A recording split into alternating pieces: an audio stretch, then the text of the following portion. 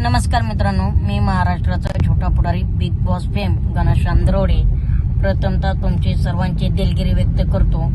माफी मागायचं कारण असं की मित्रांनो, दरवर्षी आपण थाटामाटात आपला वाढदिवस साजरा करत असतो. प्रत्येक सेलिब्रिटीला निमंत्रण देत असतो, ते आपल्या विनंतीला मान देऊन येत असतात.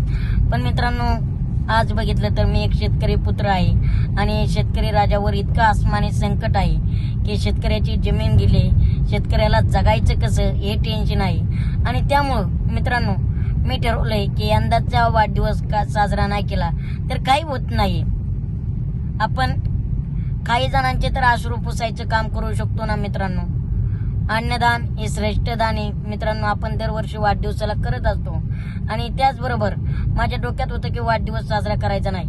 पण एक दोन नव्हे तर बऱ्याच कार्यकर्त्यांचे फोन आले, दादा तुम्ही वाढदिवस साजरा करा, तुम्ही नाही साजरा केला तरी आम्ही केक घेऊन येणार म्हणजे येणार.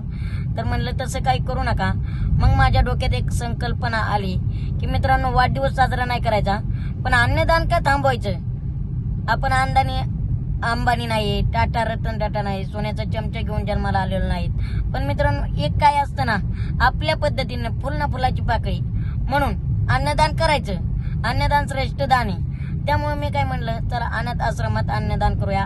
ज्या मुलांना कोणी नाही त्यांना आपण आहे, मी आहे, ज्यांचं कोणी नाही त्यांचं मी आहे, या संकल्पनेतून आणि त्या मुलांच्या अश्रू पुसण्याचं काम होईल आणि त्यांना एक भाऊ मिळेल, एक कुटुंब मिळेल. तर मी विकास अनाथ आश्रम पुणे चिखली येथे वाढदिवस ठेवलेला आहे. लय मोठा ठेवलेला नाही, छोटासा ठेवलेला आहे. त्यांच्याबरोबर केक वगैरे कटिंग करणारे आणि त्यांच्याबरोबर जेवण वगैरे, त्यांच्याशी मनोरंजन आणि विविध काही गोष्टी ज्या मला घ्यायच्या आहेत त्या मी त्यांना देणार आहे.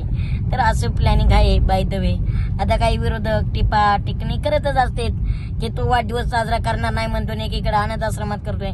दादांनो, मी डीजे किंवा मोठा मंडप देऊन सेलिब्रिटी आणून वाढदिवस साजरा करत नाही. मी गोरगरिबांच्या पोरांच्या अश्रू पुसण्याचं काम करतोय.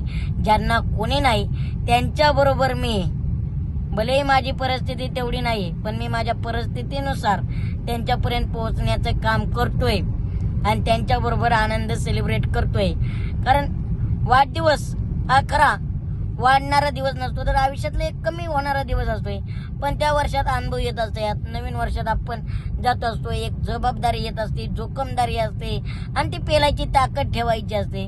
आणि त्यासाठी वाढदिवस साजरा केला तर डीजे फटाकडे हार तूर हे करण्यापेक्षा लोकांपर्यंत जाणं, त्यांना त्यांच्यापर्यंत पोहोचणं, त्यांच्या हक्काचं माणूस, त्यांचा भाऊ आपुलकीने त्यांना विचारणं. आज अनाथ आश्रमात कोण साजरा करतं कोण नाही माहित नाही मला, आणि मला त्याविषयी आय एम नॉट इंटरेस्टेड बोलण्यासाठी बरं का.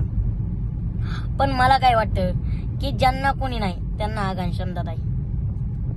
बास, विषय संपला. आता तुम्हाला जे काही बोलायचंय व्हिडिओमध्ये बिंदास बोला.